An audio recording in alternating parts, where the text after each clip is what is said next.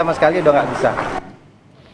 Upaya penyelamatan korban banjir terus dilakukan oleh sejumlah pihak. Akses jalan yang terputus jadi salah satu kendala yang terjadi di lapangan. Kita update bagaimana kondisi terkini dengan berbincang dengan Pangdam 1 Bukit Barisan, Majen TNI Rio Firdianto yang telah bergabung bersama kami di Kompas Petang. Selamat petang, Panglima. Selamat sore, Mas Yazid. Ini informasinya Pak Pangdam dan juga tim ini tengah menuju ke salah satu titik bencana di sana. Bisa dijelaskan lokasi mana yang hendak dituju dan apa kendala yang terjadi di sana? Baik, selamat sore Mas Yazid dengan seluruh pemirsa. Kami saat ini dalam perjalanan dari Kota Medan menuju ke Kabupaten Tapanuli Utara. Kira-kira perjalanan 4 jam sampai di perbatasan antara Kabupaten Simalungun dengan Tapanuli Utara. Kemudian kurang lebih kita akan sampai di titik awal di mana prajurit kami sedang melaksanakan pembersihan bersama seluruh unsur menggunakan alat-alat berat kurang lebih 1 sampai 1,5 jam dari titik sekarang.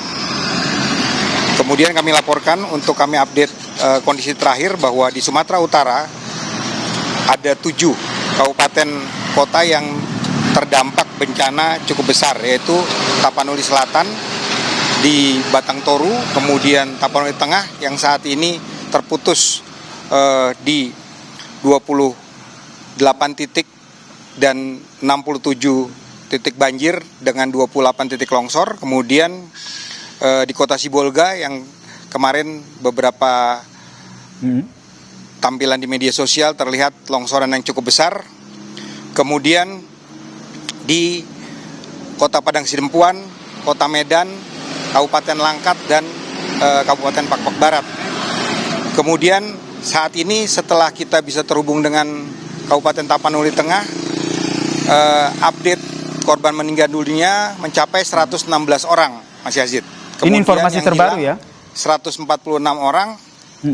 Iya. Informasi terbaru, luka-luka 519. Saya konfirmasi lagi, izin saya potong, Pak Pangdam.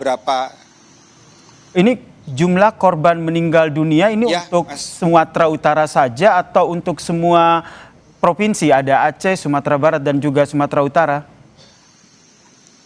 Hanya di Sumatera Utara saja, Mas Yazid. Baik. Barusan kami sudah bisa terhubung dengan sebagian Kabupaten Tapanuli Tengah karena kemarin terputus total. Dilaporkan ada tambahan korban meninggal dunia sehingga di wilayah Sumatera Utara saat ini terlaporkan 116 korban meninggal dunia, kemudian 146 orang hilang, kemudian 519 orang yang luka-luka. Kemudian Pak Pangdam, 146 orang yang masih dinyatakan hilang. Kemudian tadi juga sudah dapat informasinya dari lapangan.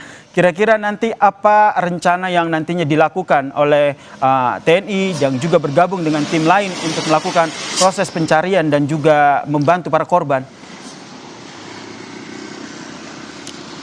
Baik Mas Yazid, saya akan jelaskan bahwa kemarin kami, Forkopimda, saya, Pak Gubernur, Kapolda, Komandan Lanut Suwondo di Medan, Ketua DPRD dan seluruh stakeholder yang ada di Provinsi Sumatera Utara melaksanakan rakor dan kemudian bergabung dengan Bapak Menko PMK. Setelah itu Pak Gubernur menyampaikan atau menyatakan keadaan darurat untuk di wilayah Provinsi Sumatera Utara selama 14 hari ke depan. Kemudian kami dari TNI melaporkan ke Mabes TNI, baik TNI Angkatan Darat, dan Angkatan Laut. Kemudian dari Panglima TNI mengerahkan 1 unit heli Mi-17 dan 1 unit heli Bel 412. Ini bantuan dari Mabesat, dari Bapak Kasat. Kemudian dari TNI AU 1 unit Karakal di Pinang Sori, Sibolga. Kemudian 1 unit Karakal di Lanut Suwondo Medan dan 1 Hercules ada di Pinang Sori di Sibolga. Kemudian kami juga berkoordinasi dengan BNPB, Basarnas dan BMKG serta seluruh stakeholder untuk melaksanakan penyelamatan dan evakuasi pengungsi. Hari ini yang akan kita tinjau pertama atau kita bergabung dengan seluruh prajurit dan stakeholder yang sedang membuka jalan menuju ke Tapanuli Tengah sampai dengan Sibolga, ini sudah ada 6 alat berat dari TNI AD 1, kemudian 5 dari pemerintah provinsi. Baik. Ini sedang bekerja cukup panjang karena ada 28 titik yang longsor, terputus, dan jalannya amblas. Demikian, Mas. Kendala yang dihadapi oleh tim gabungan ini seperti apa yang didapatkan dari lapangan? Kendala yang paling kami hadapi pertama masalah komunikasi, karena memang komunikasi dengan titik-titik yang putus longsor dan tidak bisa dilalui itu adalah mereka tidak bisa mengakses internet ataupun berhubungan komunikasi via telepon, sehingga kita terus berusaha membuka jalan. Sesekali ada mereka yang bisa mendapat sinyal karena ada pengiriman Starlink dari pemerintah provinsi, dari kami TNI AD, TNI Angkatan Udara, kemudian juga ada bantuan saya dengar dari Bapak Presiden melalui Sekretaris Kabinet yang dikirim ke Sibolga, itu yang membuat kita sudah mulai bisa berkomunikasi. Walaupun titik-titik yang belum terbuka, belum terhubung, itu masih belum bisa berkomunikasi. Kemudian yang kedua, titik-titik untuk mengirimkan bantuan. Jadi hari ini dari Medan menuju ke Sibolga hanya bisa dilalui dengan jalur udara. Sementara kemarin 1 hari full tidak bisa ada pesawat landing, baru tadi pagi ada pesawat yang bisa landing di wilayah Medan. Medan betul-betul tertutup cuacanya. Berarti hingga saat ini masih ada beberapa lokasi, Mas, ya yang masih belum bisa diakses karena jalanan ataupun akses menuju ke sana tertutup ya. Ada datanya tidak Pak Pangdam? Berapa yang hingga saat ini masih terisolasi, dan tim termasuk dari TNI ini terus berupaya untuk bisa membuka akses jalan menuju ke lokasi tersebut?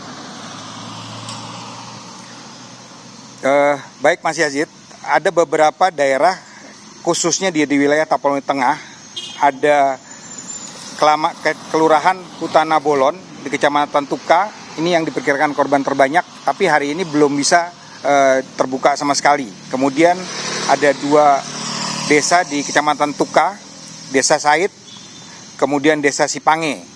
Kemudian di Kecamatan Badiri ada 2 desa juga, Desa Lopian dan Desa Utabalang. Jadi ada sekitar 6 titik yang belum bisa terbuka sama sekali, yang belum bisa berkomunikasi dan belum bisa terhubung dengan jalur kendaraan maupun jalur orang jalan kaki. Dan sampai saat ini dari TNI terus berupaya untuk membuka akses menuju ke lokasi tersebut ya, Pak Pangdam? Betul Mas, tidak hanya TNI, kepolisian, kemudian pemerintah provinsi dengan seluruh stakeholder kami bekerja bersama-sama. Saat ini ada masih di Tapanuli Utara, belum tembus ke Tapanuli Tengah. Tapi dari bawah tadi sudah diperintahkan Danrem sudah bisa berkomunikasi. Danrem juga sudah mendorong 2 alat berat dari pemerintah daerah Sibolga dan Tapanuli Tengah untuk melaksanakan pembersihan untuk jalan-jalan. Karena jalannya bukan hanya tertimbun longsor, ada yang sampai putus, Mas Yazid. Baik, ini kalau kita bayangkan sangat ironis begitu ya, mereka sudah terdampak bencana banjir dan longsor, kemudian mereka diisolasi begitu. Dapat informasi tidak Pak Pangdam bagaimana kondisi warga yang tengah berada di sana sebagai korban? Apakah sudah mendapatkan bantuan ataupun seperti apa? Sementara ini kami sudah mendapat update informasi dari daerah-daerah yang terbuka. Secara umum mereka masih punya, karena memang baru 1-2 hari ini betul-betul tertutup, jadi masih punya cadangan makanan untuk di rumah masing-masing. Tapi kalau misalnya tertutup mungkin sampai dengan 1 minggu atau beberapa hari ke depan, ini akan cukup rawan. Makanya saya sudah berkoordinasi dengan Komandan Lanut Suwondo di Medan, dengan Kapolda, dengan Pak Gubernur. Kita akan memanfaatkan helikopter untuk mendorong logistik-logistik yang sudah ada, bantuan-bantuan dari pemerintah, kemudian dari bantuan dari mitra-mitra kita sudah kita kumpulkan di Medan. Kita siap untuk gerakan ke Bandara Silangit di Tapanuli Utara. Baik, terima kasih Pak Pangdam 1 Bukit Barisan, Majen TNI Rio Firdianto. Doa kami senantiasa menyertai tim TNI dan juga tim gabungan lainnya ya dalam proses penyelamatan dan juga bantuan untuk para korban.